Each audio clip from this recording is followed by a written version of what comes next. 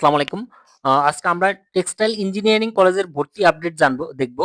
তো এক্ষেত্রে আমরা জানি বুটিক্সের অধীন মানে বাংলাদেশ টেক্সটাইল বিশ্ববিদ্যালয়ের অধীনে যে 10টা ইঞ্জিনিয়ারিং কলেজ আছে, এই 10টা ইঞ্জিনিয়ারিং কলেজের ভর্তি আপডেট আমরা এ টু জেড সবকিছু জানার চেষ্টা করব। তো প্রথমে দেখি আমাদের অনলাইনে আবেদন শুরু হবে 15 জানুয়ারি 2026 সকাল 10টা থেকে 28 ফেব্রুয়ারি রাত 11টা 59 পর্যন্ত কিন্তু আমরা অনলাইনে আবেদন করতে পারবো।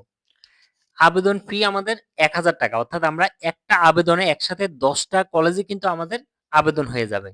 এবং এক্ষেত্রে একটা ওয়েবসাইটে আমরা এই ওয়েবসাইটে ঢুকে আবেদন করতে হবে। গুগলে গিয়ে আমরা লিখবো http ডট দিব, দুইটা স্ল্যাশ দিব, এরপর DOT, তারপর ডট দিয়ে টেলিটক.com.bd, এটা লিখে আমরা গুগলে সার্চ দিলে সরাসরি আমরা ওয়েবসাইটে গিয়ে আবেদন করব।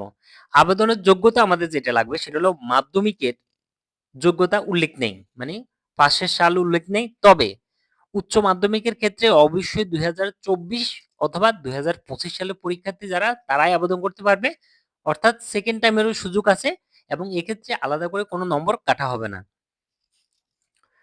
উচ্চ মাধ্যমিকের জিপিএ থাকতে হবে মিনিমাম 3.25 এবং উচ্চ মাধ্যমিকে গণিত, পদার্থ এবং রসায়ন এই তিনটা সাবজেক্টে অবশ্যই মিনিমাম জিপিএ 3.00 থাকতে হবে।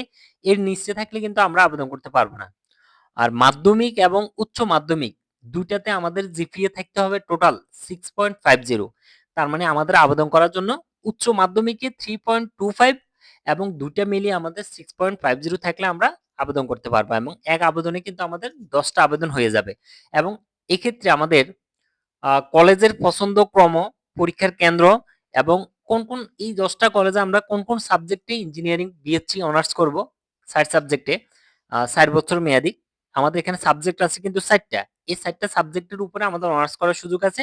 সেই সাবজেক্টগুলো হলো ফেব্রিক্স, একটা আছে ফেব্রিক, আরেকটা আছে ইয়ার্ন, আরেকটা আছে অ্যাপারেল ইঞ্জিনিয়ারিং, আরেকটা আছে ওয়েট প্রসেস ইঞ্জিনিয়ারিং। এটা হলো ফেব্রিক ইঞ্জিনিয়ারিং।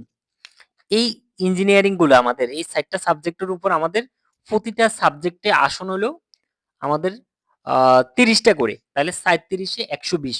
এই যে 10টা কলেজ আছে প্রতিটা কলেজে কিন্তু আমাদের আসন 120টা করে, টোটাল 1200 আসন। তার মানে অনেক আসন আছে কিন্তু একসাথে এক আবেদনে হয়ে যাবে।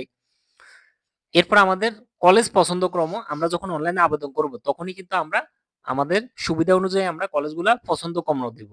তারপর পরীক্ষার কেন্দ্র, এই যে 10টা কলেজ আমার কাছে যেটা যেখানে আমার পরীক্ষা দিতে সুবিধা হবে আমি সেখানে কেন্দ্র হিসেবে সিলেক্ট করব। তারপর আমাদের ভর্তি পরীক্ষার তারিখ 4 এপ্রিল 2026 সকাল 10টা থেকে 11টা 20। এমসিকিউ পরীক্ষা হবে, সময় থাকবে 1 ঘন্টা 20 মিনিট। পরীক্ষা হবে 4 এপ্রিল 2026, মানে এবছরের পরীক্ষা হবে। অ্যাডমিট কার্ড ডাউনলোডের তারিখ শুরু হবে 20 মার্চ থেকে। 3 এপ্রিল রাত 11টা 59 পর্যন্ত আমরা অ্যাডমিট কার্ড ডাউনলোড করতে পারবো। এরপর আমাদের ফলাফল প্রকাশ করা হবে 6 এপ্রিল 2026, মানে 2 দিন পরে রেজাল্ট প্রকাশ করে ফেলবে, যেহেতু এটা এমসিকিউ ঝামেলা নেই।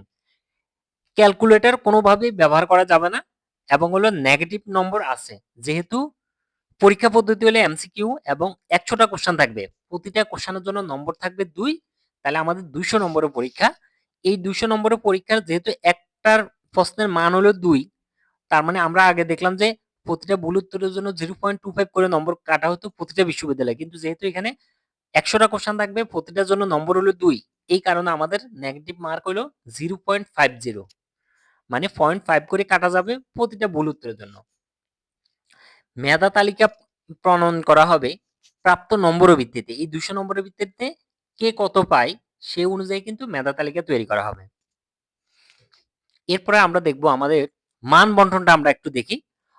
গণিতে থাকবে আমাদের 60 নম্বর, পদার্থবিজ্ঞানে থাকবে 60 নম্বর, রসায়নে থাকবে 60, ইংলিশে থাকবে 20, টোটাল 200 নম্বরের এমসিকিউ পরীক্ষা এবং হলো আমাদের সময় থাকবে 1 ঘন্টা 20 মিনিট। সিলেবাস হবে উচ্চ মাধ্যমিক 2025-এ যে সিলেবাসটা ছিল এবং বোর্ড বোর্ড আমাদের বোর্ড নির্ধারিত ফিক্সড করা যে সিলেবাসটা সেই সিলেবাসের আলোকেই কিন্তু পরীক্ষা হবে।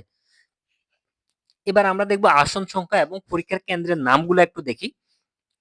যেমন একটা আছে টেক্সটাইল ইঞ্জিনিয়ারিং কলেজ, এটা চট্টগ্রামে, এখানে আসন 120টা, সবগুলোতে আসন 120টা করে এবং 4টা সাবজেক্টে প্রতিটাতে 30 করে।